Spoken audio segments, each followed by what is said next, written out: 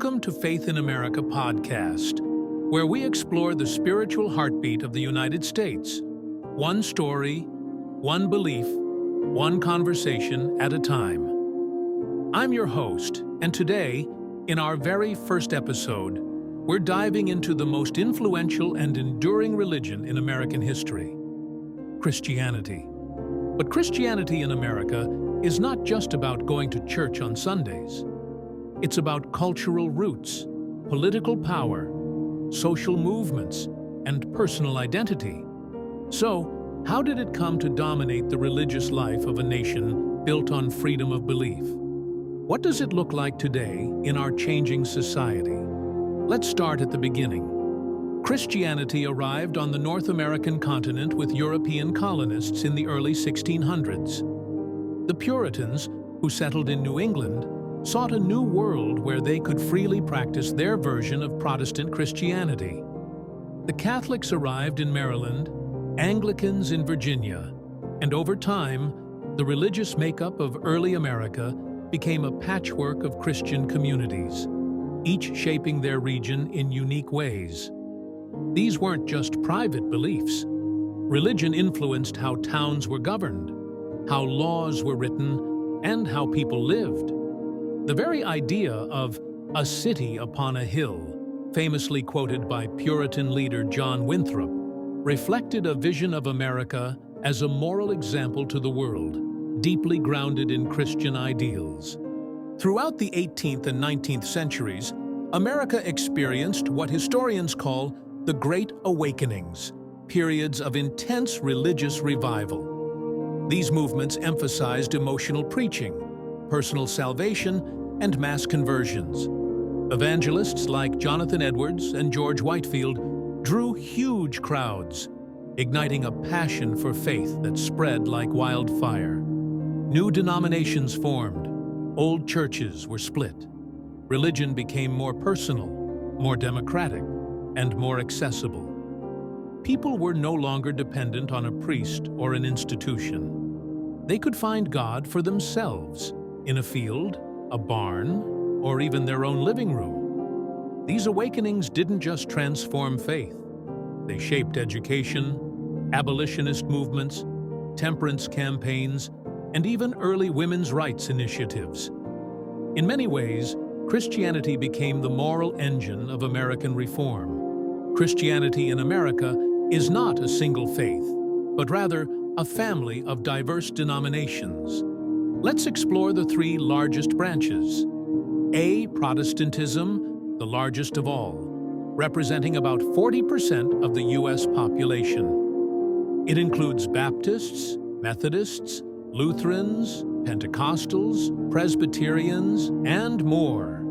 Many Protestants identify as evangelical, emphasizing conversion, the authority of Scripture, and spreading the gospel.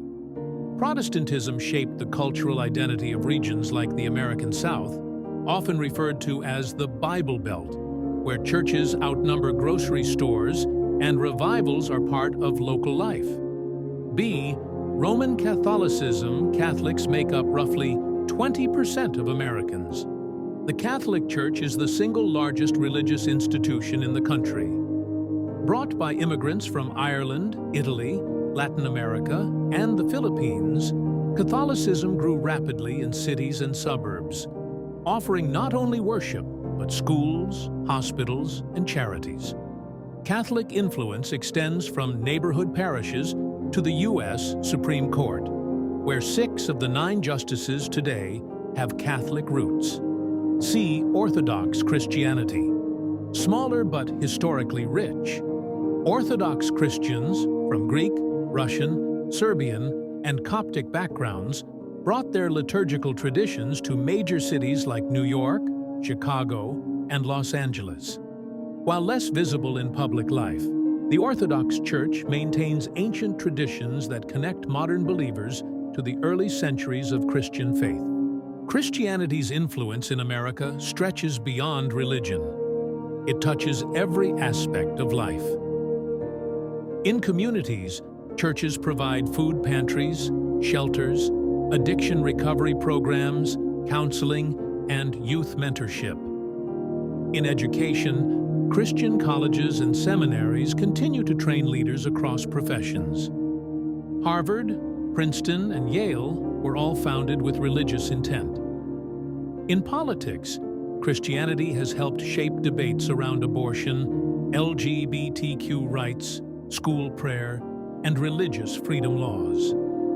In entertainment, Christian themes run through films, music, and best-selling books, from gospel choirs to The Chosen TV series. For many Americans, faith is identity, and church is home. But Christianity in America is also facing major challenges. Over the past few decades, church attendance has declined sharply. More than 1 in 3 young Americans now identify as religiously unaffiliated, the so-called nones. Why is this happening? Some feel disillusioned by scandals or political entanglements. Others seek spiritual meaning, but not organized religion. The digital age has offered new ways to connect and to disconnect. Still, many churches are adapting, hosting online services, engaging in social justice work, and rethinking how to connect with modern life. A faith that once shaped empires is now being reshaped by iPhones, podcasts, and shifting values. Christianity has been a defining force in the American story, for better and for worse. It has inspired love and division, unity and struggle. It has marched with civil rights leaders and stood behind political leaders. And today, it continues to evolve. To understand America, its hopes, its fears, its contradictions, is to understand the Christianity that lives within it. Thank you for joining me on this very first episode of Faith in America podcast. I hope it sparked curiosity, reflection, and maybe even a conversation with someone close to you. In our next episode, we'll ask a bold question. Why are so many Americans leaving religion? What does it mean to be spiritual but not religious in the 21st century? Don't forget to subscribe, leave a review, and share this podcast with anyone exploring faith, doubt, and everything in between. Until next time, stay curious, stay grounded, and keep seeking.